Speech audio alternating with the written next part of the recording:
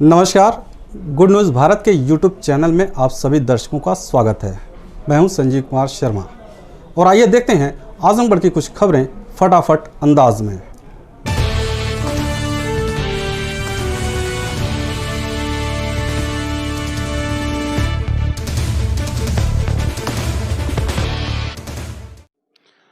Azamgarh police को एक बड़ी सफलता हाथ लगी है। पुलिस ने गुरुवार को 2 लाख रुपए लूट का खुलासा किया है। बीते 28 मई को देवगांव कोतवाली क्षेत्र के चक जमुनी गांव के पास बैंक से रुपए निकालकर घर जा रहे युवक से बाइक सवार 3 बदमाशों ने 2 लाख रुपए लूट लिए थे। लूट की इस घटना का पुलिस ने 25 जून को खुलासा कर दिया और 2 अभियुक्तों की गिरफ्तारी कर लिया है। अभियुक्तों के पास से पुलिस ने 25,000 रुपए और एक तमंचा भी बरामद किया है। पुलिस अधीक्षक ने गिरफ्तार करने वाली टीम को 25,000 रुपए इनाम देने की घोषणा की है। आपको बता दें कि चक जमुनी गांव निवासी अच्छे लाल अपने भाई व मां के साथ 28 मई को SBI लालगंज पैसा निकालने गया था। बैंक से उसने 2 लाख रुपए निकाले और फिर ऑटो पर सवार होकर गांव के पास उतरा। इसी दौरान बाइक सवार 3 बदमाशों ने फायरिंग कर 2 लाख रुपए लूटकर फरार हो गए। विवेचना के दौरान CCTV फुटेज आदि देखकर पुलिस ने 6 अभियुक्तों का नाम प्रकाश में लाया।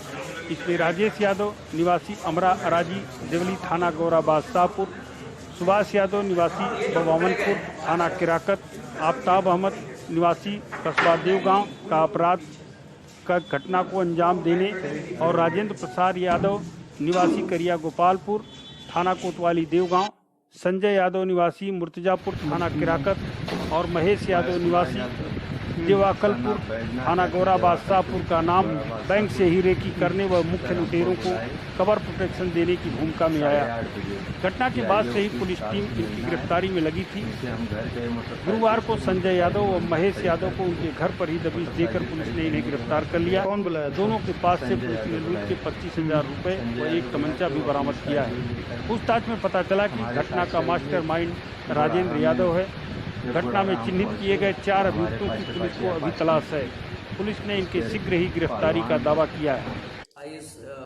5 को एक लूट हुई थी जिसमें एक व्यक्ति बैंक से 2 लाख रुपए निकाल के जा रहा था। उसको मोटरसाइकिल से 3 लड़के आए और उसकी घर के ठीक सामने उसका पैसा छीन करके भाग गए। उसमें हमारी टीम लगी हुई थी। आज इसमें 2 लोगों को गिरफ्तार किया गया है। इसमें एक RP यादव नाम का व्यक्ति है जो आजमगढ़ में रहता है। उसी ने ये पूरी प्लानिंग की थी। उसी ने आजमगढ़ से जौनपुर से 2 लड़कों को बुलवाया था। जो ये लड़का संजय यादव है और महेश यादव, इन दोनों लड़कों को बुलवा करके जो लुटेरे हैं, वो जो 3 लुटेरे जिनके नाम प्रकाश में आए हैं, उनको बुलवाया गया था। पूरी रैकी की गई थी। वो जो व्यक्ति है RP यादव, वो बैंक में भी गया था। उसने 1,000 रुपया निकाला भी था और जब ये पैसा निकाल के जा रहे थे तो उसी ने उस मोटरसाइकिल पे जो 3 लड़के बैठे थे उनको सूचना दिया था। उसके बाद आकर के उन लोगों ने किया था। इस पे जब हम लोग गहराई से छानबीन किए और हम लोगों ने इस पे काफ़ी पड़ताल की तो पता चला कि ये गैंग जो है जौनपुर का है और उसमें एक व्यक्ति जो आफ्ताब है वो करीब 9-10 साल जेल में रह के आया है मुंबई से। वो बड़ा लुटेरा है। ये जो 2 और लड़के जो जौनपुर के हैं ये भी बड़े लुटेरे हैं, सात्विक लुटेरे हैं। उनके लिए हमारी कई टीमें गठित हैं। वो शीघ्र ही गिरफ्तार हो जाएंगे। अभी 2 लोगों को गिरफ्तार करके भेजा गया। एक वो व्यक्ति जो तथाकथित बताया जा रहा है कि वो वकील है, उसकी गिरफ्तारी और प्लस ये जो 3 लड़के लुटेरे जो मोटरसाइकिल पे जा रहे थे, इनकी गिरफ्तारी शेष है। मुझे पूरा यकीन है बहुत जल्दी हमारी टीम उनको गिरफ्तार करने में सफलता हासिल करेगी। जो टीम ने इस पे काम किया है उसको हमारी तरफ से 25,000 रुपये का इनाम दिया जाता है। और जो लड़के जो 3 लड़के फरार हैं, जो 2 लड़के अभी गिरफ्तार हुए, इनसे 25,000 रुपये की बरामदगी भी हुई है और इनके पास से कट्टा और तमंचा भी मिला है। आजमगढ़ के किसानों व कृषि से जुड़े व्यापारियों के लिए एक अच्छी खबर है। आजमगढ़ में कोरोना महामारी रोकथाम के मद्देनजर 23 जून को आजमगढ़ के व्यापार मंडल के पदाधिकारियों के साथ बैठक में पटरीवार दुकान खोले जाने के मामले में आंशिक संशोधन किया गया है। जिला मजिस्ट्रेट राजेश कुमार ने बताया कि मौजूदा समय में खरीफ फसल की बुआई के दृष्टिगत इस आदेश में आंशिक संशोधन जरूरी है। DM राजेश कुमार ने कृषि रसायन, खाद, बीज एवं अन्य कृषि कार्य से संबंधित उपकरणों की सभी दुकानों को पूरे जनपद में सप्ताह के 6 दिन सोमवार से शनिवार तक सुबह 10 बजे से सायं 7 बजे तक खोलने की अनुमति प्रदान की है। रविवार को अन्य दुकानों की तरह यह दुकान भी बंद रहेगी। इन दुकानों पर पटरीवार रोस्टर लागू नहीं होगा। उन्होंने साफ किया है कि अन्य सभी दुकानों के लिए सभी नियम और शर्तें यथावत रहेंगी। इस आदेश का कड़ाई से पालन सुनिश्चित किया जाए। आजमगढ़ जिले में मुख्यमंत्री की महत्वाकांक्षी परियोजना पूर्वांचल एक्सप्रेसवे योजना में 85 गांवों के किसानों की भूमि का 60 करोड़ मुआवजे का भुगतान किया जाएगा। बता दें कि कोरोना काल में इस परियोजना पर ब्रेक लग गया था। लॉकडाउन 2 में कुछ शर्तों के साथ छूट मिली तो एक बार निर्माण ने रफ्तार पकड़ ली। मुख्य राजस्व अधिकारी हरिशंकर ने बताया कि लखनऊ से गाजीपुर तक निर्माणाधीन एक्सप्रेसवे जिले की 4 तहसील सदर, सगड़ी, निजामाबाद और फूलपुर के कुल 110 गांवों के किसानों की 908.1662 हेक्टेयर भूमि से गुजर रहा है। इसमें अभी 48.7693 हेक्टेयर भूमि के अधिग्रहण की कार्रवाई चल रही है। शासकीय एवं ग्राम सभा की 112.6665 हेक्टेयर भूमि में 106.5637 हेक्टेयर भूमि अधिग्रहित की जा चुकी है, जबकि 85 गांवों के किसानों की भूमि का अधिग्रहण फरवरी 2020 में घोषित हो चुका है, जिसके प्रतिकर का भुगतान किया जाना है। उन्होंने बताया कि संबंधित गांवों के किसान प्रतिकर भुगतान के लिए खतौनी, आधार कार्ड व पैन कार्ड और पासबुक की छाया प्रति और 2 नवीनतम फोटो विशेष भूमि अध्याप्ति कार्यालय में जमा कर दें, जिससे समय से उनके खाते में धनराशि भेजी जा सके। पूर्वांचल एक्सप्रेसवे में 15 फरवरी को निर्णय घोषित किया जा चुका है। बीच में लॉकडाउन होने के कारण कृषक अपने अभिलेख जमा नहीं कर पाते, इसलिए उनका भुगतान नहीं हो सका। अब उनको आमंत्रित किया जाए कि वो अपने अभिलेख जमा कर देंगे, जिसमें पासपोर्ट वगैरह 2 पासपोर्ट साइज के फोटो हैं और पैन कार्ड, आधार कार्ड की कॉपी जमा कर देंगे हमारे कार्यालय में। हम लोग उनका वेरिफिकेशन करा के उनके खाते में पैसा भेजेंगे। पूर्वांचल एक्सप्रेस में जो उनका अर्जन हुआ है उसके विरुद्ध हम लोगों को करीब 60 करोड़ रुपये वितरित करना है। इसके लिए हम लोगों ने पेपर में भी इसकी विज्ञप्ति निकलवाई और आपको टीवी चैनल के माध्यम से भी। आजमगढ़ जिले के कलेक्ट्रेट चौराहे पर रक्षा सूत्र और मूर्ति पूजा पर विवादित बयान देने के विरोध में बीजेपी कार्यकर्ताओं ने पूर्व सांसद रमाकांत यादव का पुतला दहन किया। इस दौरान कार्यकर्ताओं ने पूर्व सांसद के खिलाफ जमकर नारेबाजी भी की। भाजपा जिला उपाध्यक्ष ब्रजेश यादव ने पूर्व सांसद रमाकांत यादव पर आरोप लगाते हुए कहा कि लंबे समय तक भाजपा में झंडा बरदार रहे पूर्व सांसद रमाकांत यादव अब जनपद में अपनी राजनीतिक जमीन तलाश रहे हैं। इसी को लेकर पहले कोरोना पर अनाप शनाप बयान देकर सुर्खियों में रहना चाहते हैं, तो वर्तमान में राजनीति स्वार्थ में चूर रमाकांत यादव मूर्ति पूजन पर अशोभनीय टिप्पणी कर अपने खोए हुए वोटों की तलाश में एक धर्म को ठेस लगाने जैसा बयान दिया है। भाजपा जिला उपाध्यक्ष ने बताया कि बीते दिनों पूर्व सांसद रमाकांत यादव ने अपने आवास पर युवाओं के हाथों से रक्षा सूत्र उतरवाए और हिंदू धर्म के विरोध में अशोभनीय बातें कही। इस कृत्य की जितनी निंदा की जाए कम है। आज रमाकांत यादव भले ही मूर्ति पूजा का विरोध कर रहे हों, लेकिन उनके कई फोटोग्राफ्स ऐसे हैं जिसमें वे मंदिर में पूजन अर्चन में लीन नजर आ रहे हैं। वह खुद तो अपने घर पर महामृत्युंजय का जाप करवाते हैं, दूसरी ओर लोगों को मूर्ति पूजा छोड़ने का सलाह दे रहे हैं। आज पूर्व सांसद रमाकांत यादव जी का पुतला फूंका गया है। उन्होंने हिंदू धर्म के खिलाफ अपमानजनक बातें की थी। उन्होंने अपने घर पे बुला के कुछ नौजवानों के हाथों से रक्षा सूत्र निकलवाया था और यह काम इसी तरह से है जैसे मुग़ल शासकों ने लोगों के, हिंदू धर्मावलंबियों के जनेऊ उतरवा लिए थे। इसी तरह का काम उन्होंने किया है। उसके खिलाफ हम लोगों ने उनका पुतला फूंका है। रमाकांत यादव जी ये कह रहे हैं कि हम चाहते हैं कि लोग शिक्षा के मंदिरों में जाएं, मंदिरों में ना जाएं, लेकिन रमाकांत यादव जी खुद मंदिरों में जाते हैं, पूजा करते हैं। उनके तमाम ऐसे चित्र हैं। उन्होंने महामृत्युंजय का जाप भी करवाया था कुछ दिनों पहले। बनारस से उनके यहाँ 9-10 ब्राह्मण आए थे पूजा पाठ करने के लिए। खुद पूजा पाठ करते हैं और बाकी लोगों को कह रहे हैं कि आप पूजा पाठ मत करिए। यूपी में 69,000 सहायक शिक्षकों की भर्ती को शासन स्तर पर अदालत में पैरवी तेजी से करते हुए भर्ती प्रक्रिया पूरी कराने की अभ्यर्थियों ने मांग की। साथ ही अभ्यर्थियों ने सीएम, बेसिक शिक्षा मंत्री व अपर मुख्य सचिव बेसिक शिक्षा को संबोधित ज्ञापन डीएम को सौंपा। डीएम कार्यालय पहुंचे अभ्यर्थियों ने बताया कि परीक्षा के बाद अभी भी भर्ती न्यायालय की चौखट पर है। मई माह के पहले सप्ताह में उच्च न्यायालय से सरकार को कट ऑफ मामले में राहत मिली। सुप्रीम कोर्ट के निर्णय के बाद भर्ती ने अपनी गति पकड़ी। शासन ने 1 जून को चयनित शिक्षकों की सूची निकाल दी। 3 जून को शुरू हुई काउंसलिंग के दिन ही कुछ अभ्यर्थी कोर्ट चले गए, जिससे भर्ती प्रक्रिया पर विराम लग गया। अभ्यर्थियों ने ज्ञापन देकर सरकार से कोर्ट की सुनवाई में मजबूत पैरवी करते हुए भर्ती प्रक्रिया को जल्द से जल्द पूरी करने की मांग की है। शिक्षक भर्ती पिछले 1.5 साल से लंबित है न्यायालय। पहले हाई कोर्ट और सुप्रीम कोर्ट लगातार हम लोग उसके पीछे ठोकरे खा रहे हैं। उससे संबंधित एक ज्ञापन हम लोग आज शिक्षा विभाग को, राज्यपाल को, मुख्यमंत्री को, यहाँ माननीय जिलाधिकारी द्वारा भेजा जा रहा है, ताकि भर्ती को जल्द से जल्द पूरी करा दिया जाए। उचित पैरवी सुप्रीम कोर्ट में कराया जाए सरकार के द्वारा, ताकि जल्द से जल्द हम लोग नियुक्ति पत्र पा सकें और अपने अपने विद्यालय में जाकर सुविधा दें शिक्षा प्रदान। मिलते हैं एक छोटे से ब्रेक के बाद। आप देखते रहिए गुड न्यूज़ भारत।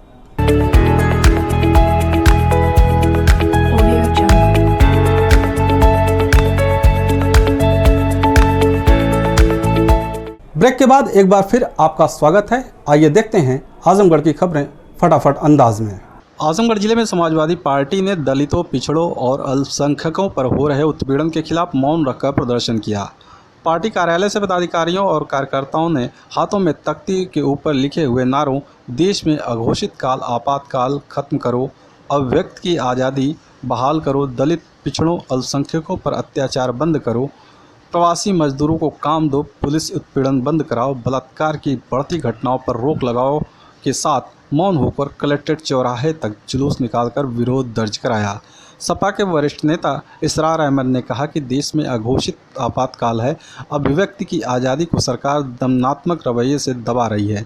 तमाम साहित्यकारों, लेखकों जिन्होंने जनवादी पक्ष में गरीबों, मजदूरों, किसानों के बारे में लिखा, वे तमाम लोगों को देशद्रोह व अन्य मुकदमे में जेल में डाल दिया गया। 1975 में 25 जून की रात्रि में देश के विरोधी दल के नेताओं को पकड़कर जेल में डाल दिया गया था। चौधरी चरण सिंह वयोवृद्ध नेता के ऊपर आरोप था कि खंभे पर चढ़कर बिजली का तार काट रहे थे। समाजवादी पार्टी के संरक्षक मुलायम सिंह यादव सहित तमाम समाजवादी नेताओं को जेल में बंद कर दिया गया था। आज मोदी व योगी सरकार हर मोर्चे पर विफल होने के कारण असहमति के अधिकार को दबाने के लिए लोगों पर मुकदमा दर्ज कर रही है। पूरे देश व प्रदेश में अराजकता का माहौल है। वर्तमान सरकार की गलत विदेश नीति के कारण सीमाओं पर हमारे सैनिक मोर्चा लेकर शहीद हो रहे हैं। महंगाई, बेरोजगारी से जनता परेशान है, लेकिन देश में आपातकाल जैसे हालात हैं। बलात्कार की घटनाएं आम हो गई हैं। समाजवादी पार्टी देश व प्रदेश की सरकार को चेताना चाहती है कि जो हश्र 1977 के चुनाव में हुआ, वही हश्र आपकी पार्टी का होगा। दमन और अत्याचार बंद करो। क्यों निकाले हैं?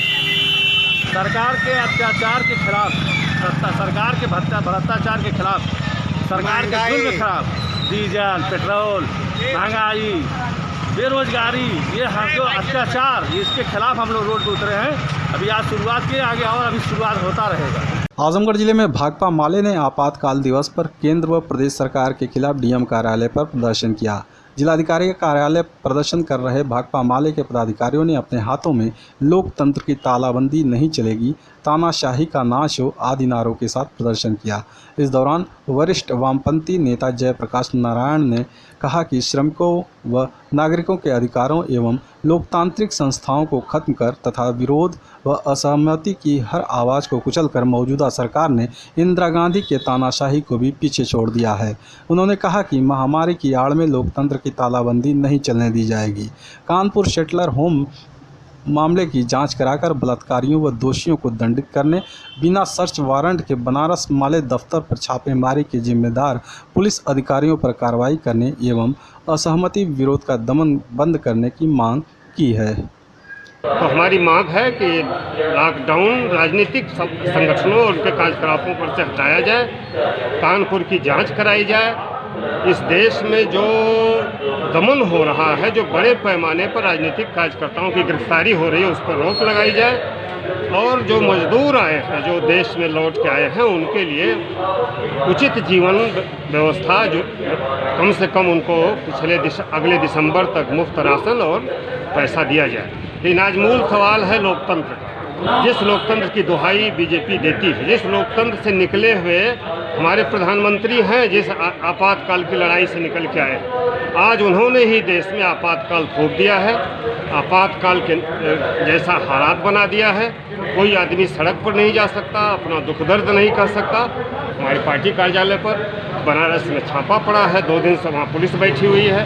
वहाँ से कोई राजनीतिक गतिविधि नहीं चलने दे रहे हैं, क्योंकि वहाँ गरीबों को भोजन राशन बांटा जा रहा था, खिलाया जा रहा था। तो हमारी मूल मांग है कि लोकतंत्र से तालाबंदी हटाओ, सरकार के संरक्षण में हो रहे अपराध पर रोक लगाओ, पुलिस जुल्म पर रोक लगाओ और राजनीतिक दलों को स्वतंत्र ढंग से जनता की आवाज़ उठाने की इजाज़त दी जाए। ये हमारी मांग है। आजमगढ़ जिले में कांग्रेस पार्टी के कार्यकर्ताओं ने डीजल पेट्रोल मूल्य वृद्धि के विरोध में जुलूस निकालकर सरकार के खिलाफ जमकर प्रदर्शन किया।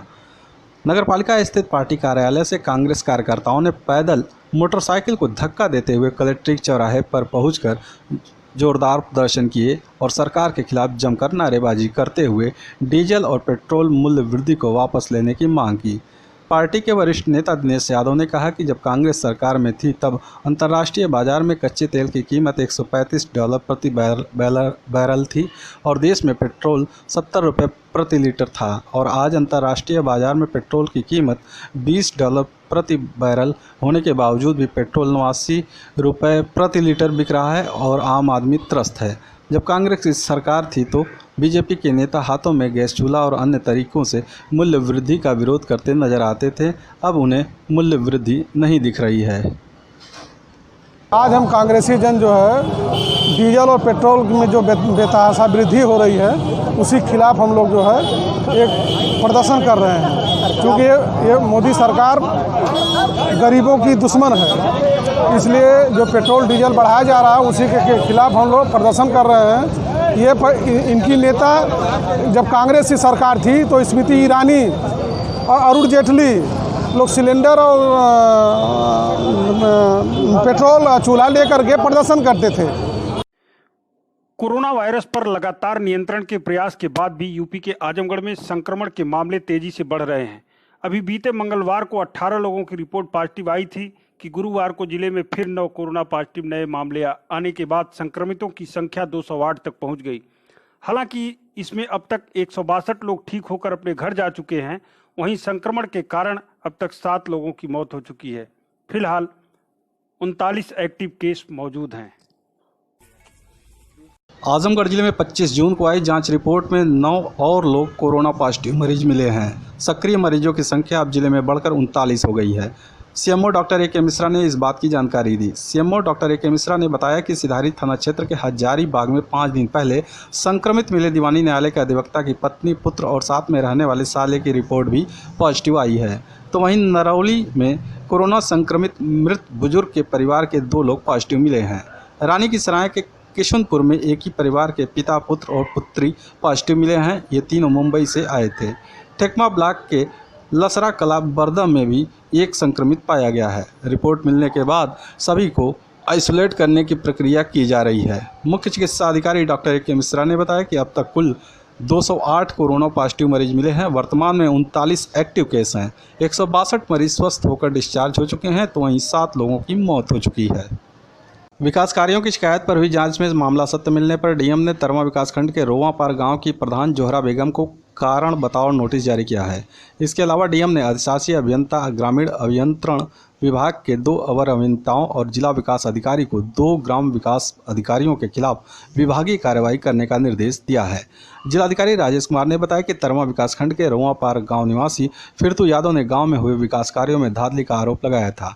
डीएम के निर्देश पर शिकायत की जांच की गई। जांच में खड़ंजा मरम्मत में 8,319 रुपये का अधिक भुगतान पाया गया, जिसमें जांच टीम ने प्रधान सचिव और अवर अभियंता राकेश चंदेल को दोषी पाया।